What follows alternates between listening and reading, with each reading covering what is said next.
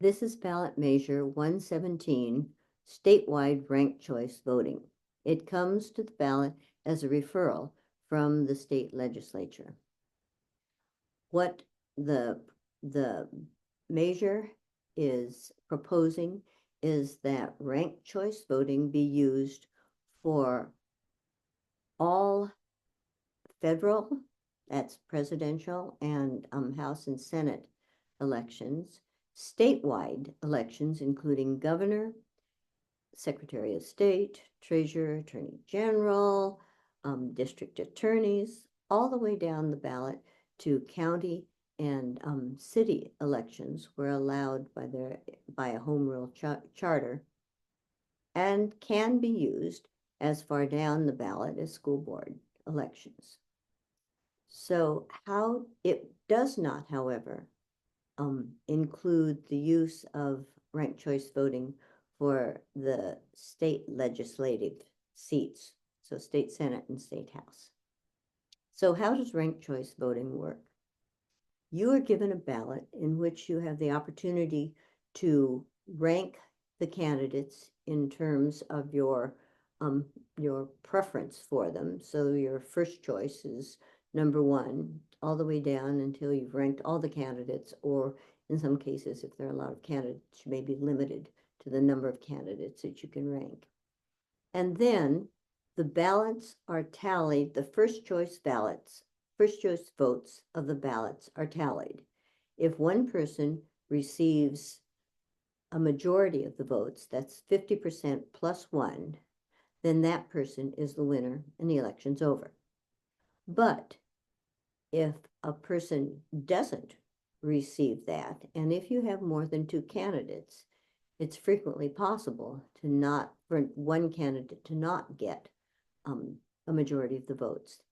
Then what happens is that the votes of the lowest, start this again, people who voted for the person who got the fewest number of votes see their candidate eliminated, and their second place votes are redistributed. And then if one person has a majority, the election's over. If not, then the redistribution continues until there is a person with a majority of the votes. I know this is confusing, and I have looked at a number of videos to try to understand it for myself. And the best video that I have found is also included in this area of the website. So you may want to take a look at that and see if that helps you get a better understanding and comfort level with what's being proposed in the measure. So why is there support for this measure? There are really three areas. The first and most important one is that there's a great deal of polarization in our country right now. And part of the polarization comes because in the primary election, the person who finds it easiest to get elected is frequently the person who appeals to the most partisan side of their electorate.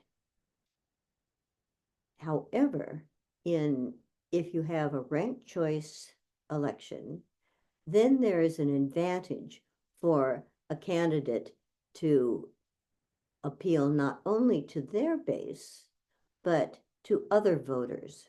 So that means that if a candidate says, I understand that you can't vote for me for first place, but if you like me enough, could you put me down as second place?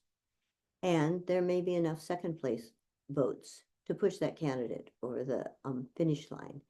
This kind of alignment can only occur if there's some commonality in viewpoints, which means they're more in the middle of the spectrum. So that's the first advantage that this has. The second advantage is that you are able to attract a more diverse group of candidates because a candidate from an independent party, for example, is not seen as functioning as a spoiler in the election in the way that currently happens in our kind of the current voting, which is called plurality. And then the last reason is that this method, compared to other alternative methods, has actually been tested on a statewide basis. It's been tested in Australia as a country for 100 years, but in the US, it's been used in Maine and Alaska. It's been used in Maine, it passed, I think, in 2016. It's been used in 2018.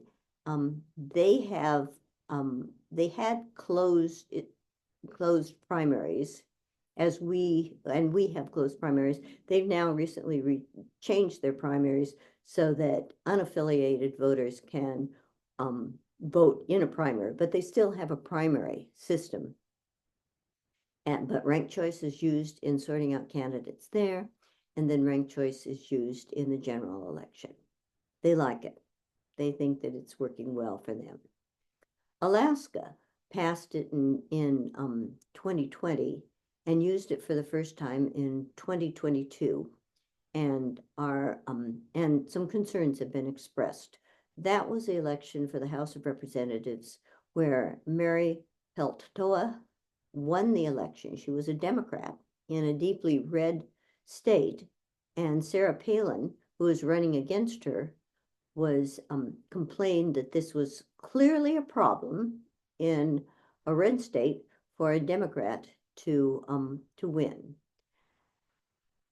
So Alaska is now reconsidering whether they want to use ranked choice voting. There are a number of other states like Oregon that are considering it.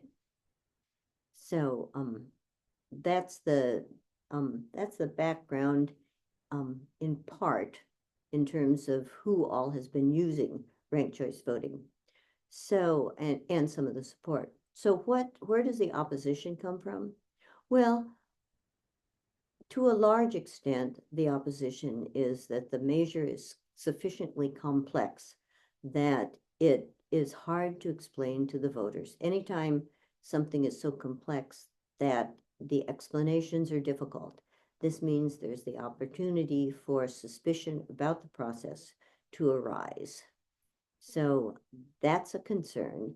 A second concern is that the process, if the process does not result in a winner on the first round, then when redistribution has to occur, it has to occur for all of the ballots, not just the ballots that have been counted at a county level. So all of the ballots have to be brought to a common area to be counted.